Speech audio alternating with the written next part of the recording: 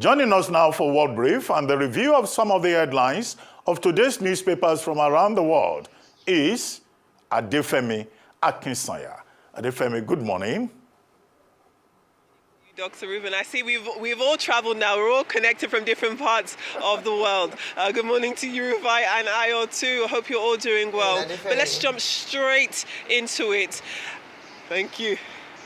Thank you, definitely. So here's the thing, the biggest story was definitely at long last, Nigeria being represented at the general debate. So slightly earlier than expected, Vice President Kashim Shettima, of course representing the President of the Federal Republic of Nigeria, Bola Ahmed Tinubu, Vice President Kashim Shettima did deliver Nigeria's remarks. They were strong, they were stable, they were steady remarks, very moving and poignant in parts. And as expected, he talked about Nigeria's need and call for economic justice, for better relevance and a reaffirmation of global institutions and multilateral coming togetherness, essentially. He talked specifically also about debt forgiveness, about sovereign debt forgiveness, talking about how it is hampering the different plugs and parts of Nigeria's economy that it wishes to move forward in. He also talked heavily about the environment, the moves that Nigeria is making, and clearly underscored the importance that the federal government sees in that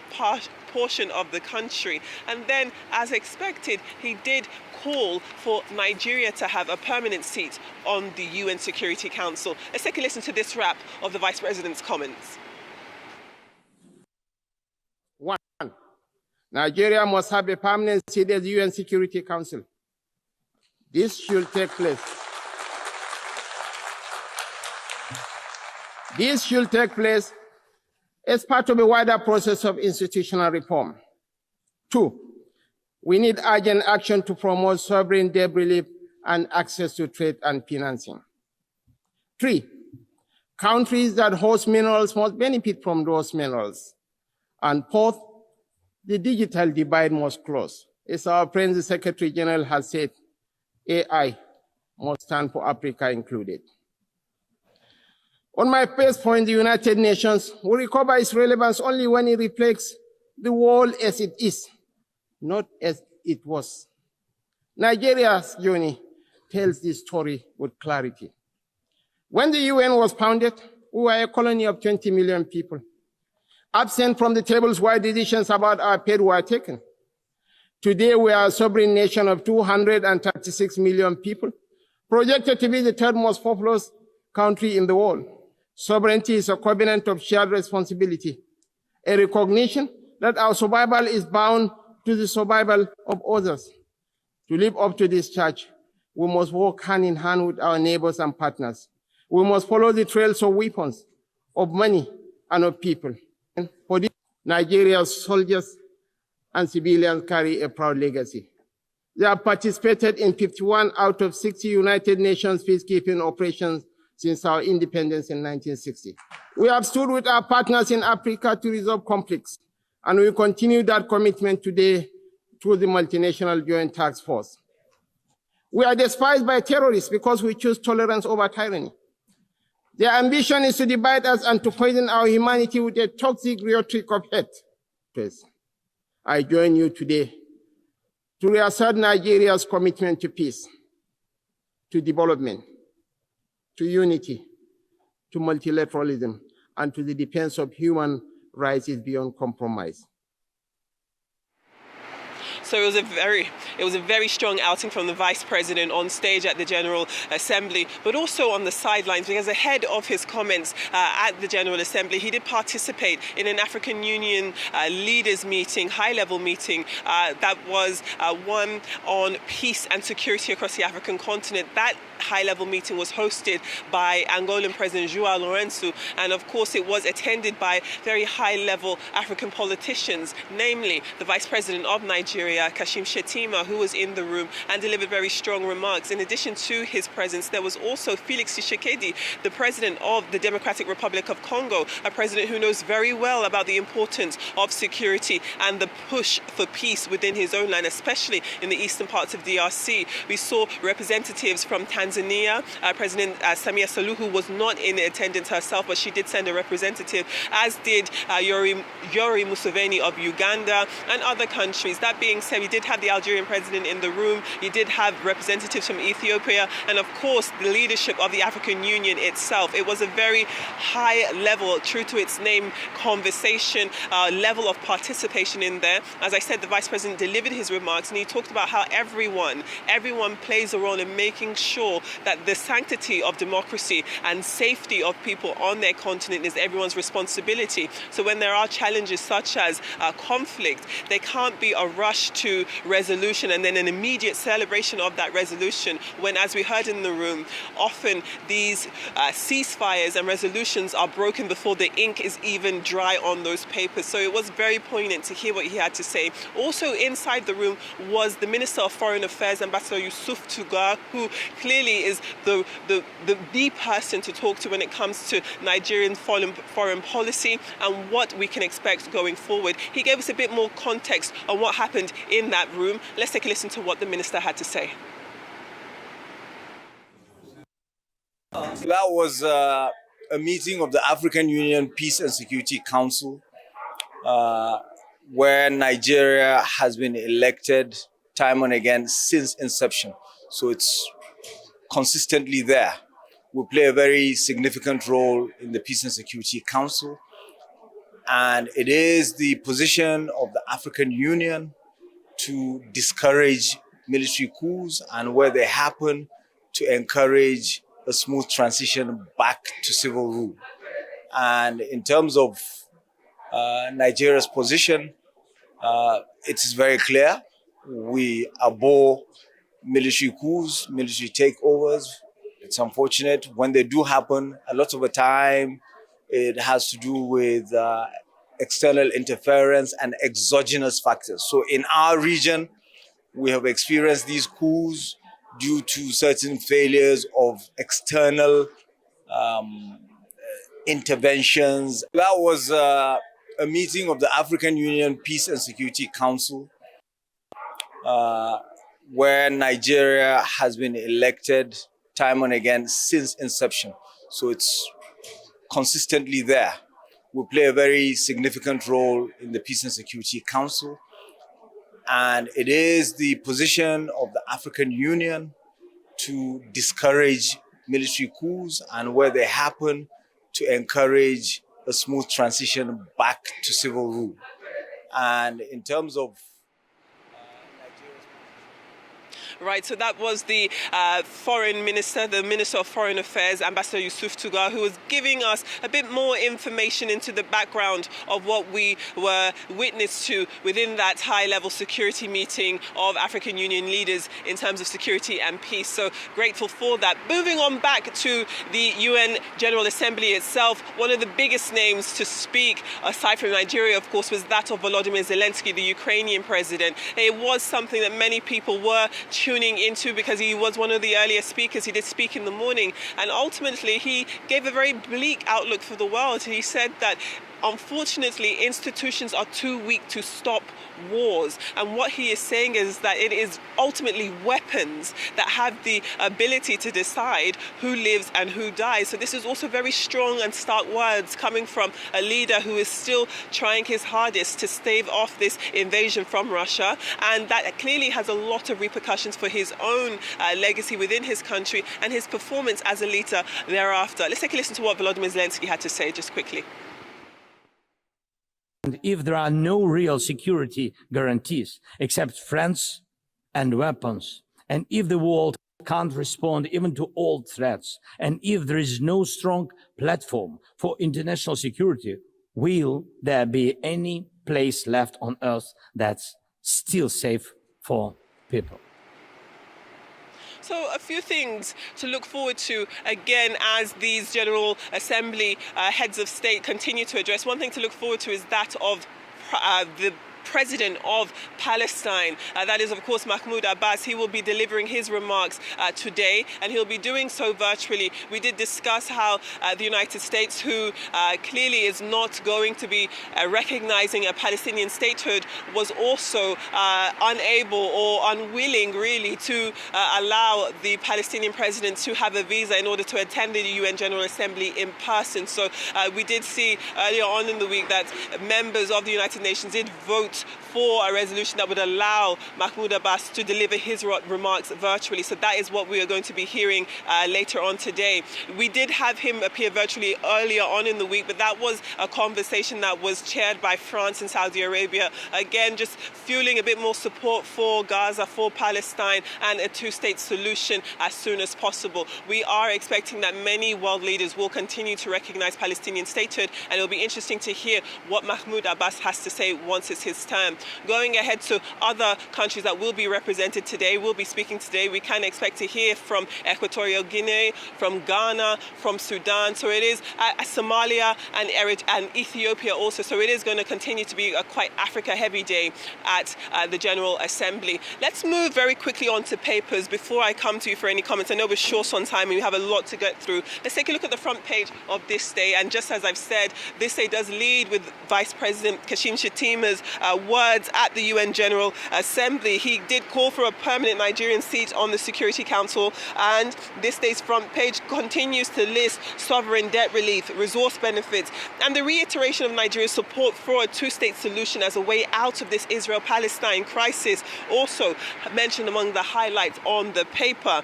To the New Telegraph this morning, let's have a look at that. We're saying that after a 30-year hiatus, President Tinubu has formally announced support for the resumption of oil production in Ogoni land. He's instructed the National Security Advisor to open engagements between Ogoni communities and the NNPCL, as well as other stakeholders, to finalize how operations will resume. Still with the punch, staying with oil, we do see that the NNPCL has secured 318 billion naira to fund a new oil explorations in connection to that story.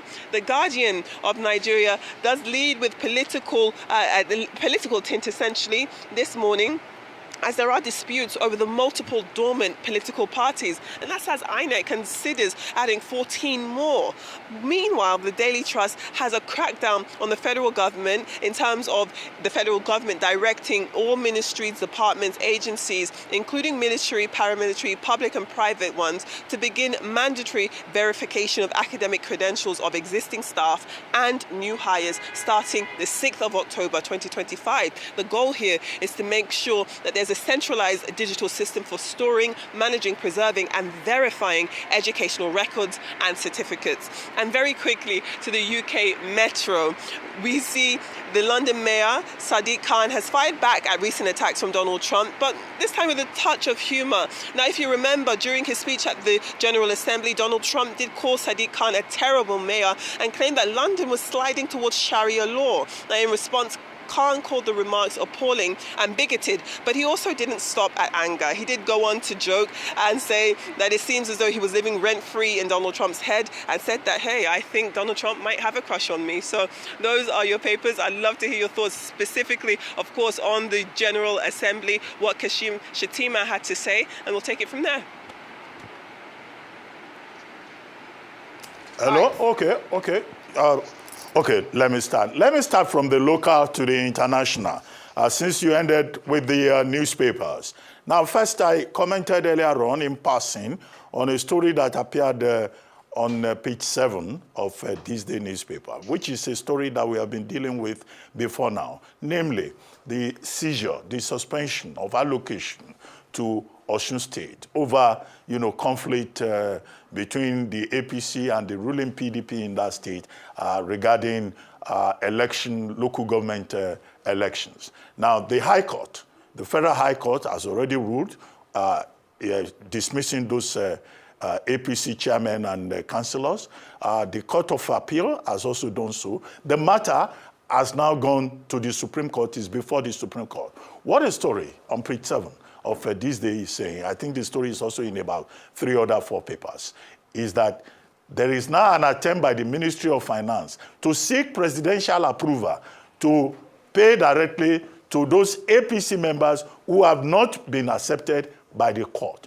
Now, the word of caution here is that the president cannot do something that is illegal.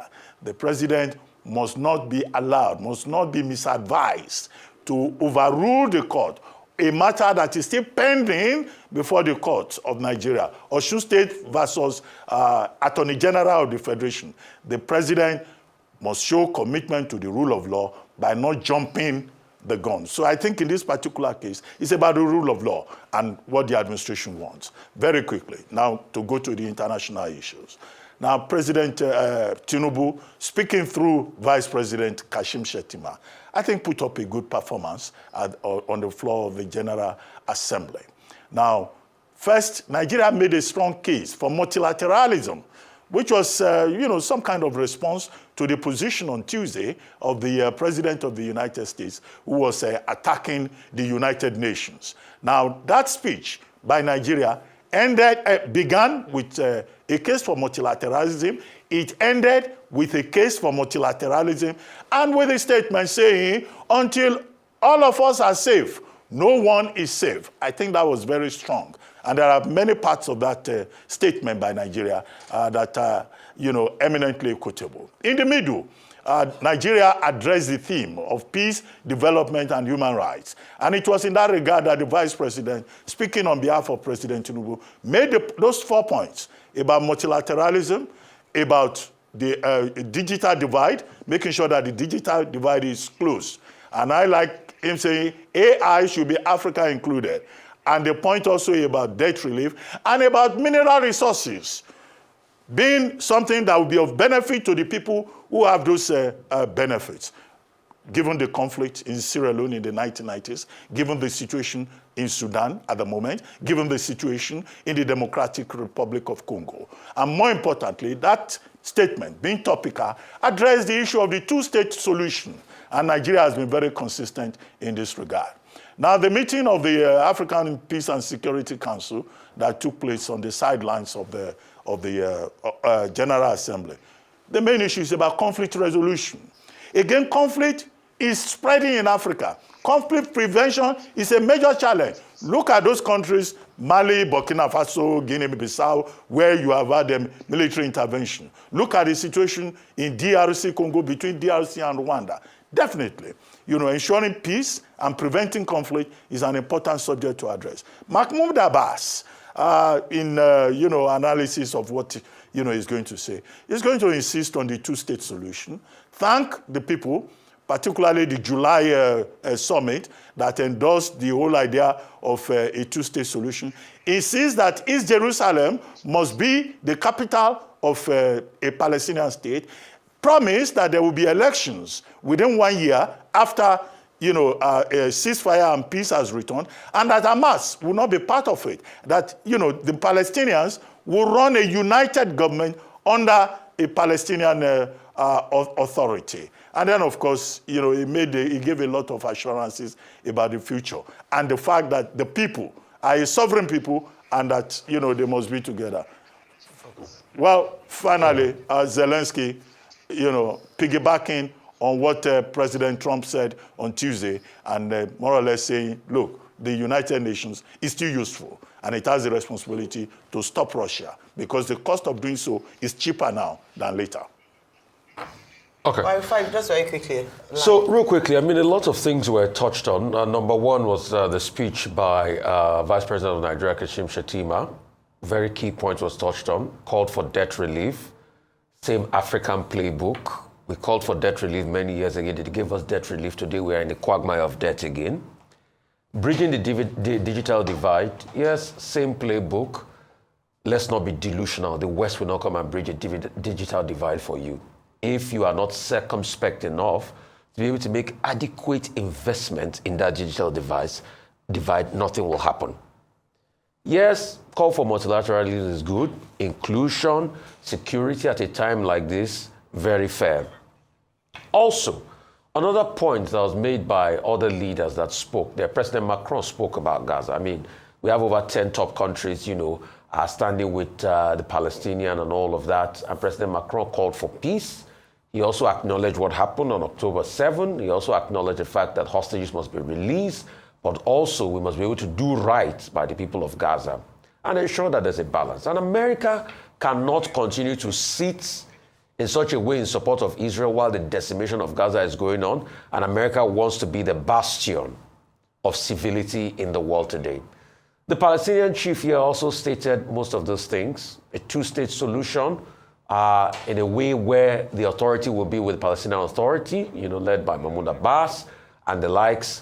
And that was also, what led to the pretext of Zelensky talking about the fact that we're getting into a very arm-filled world.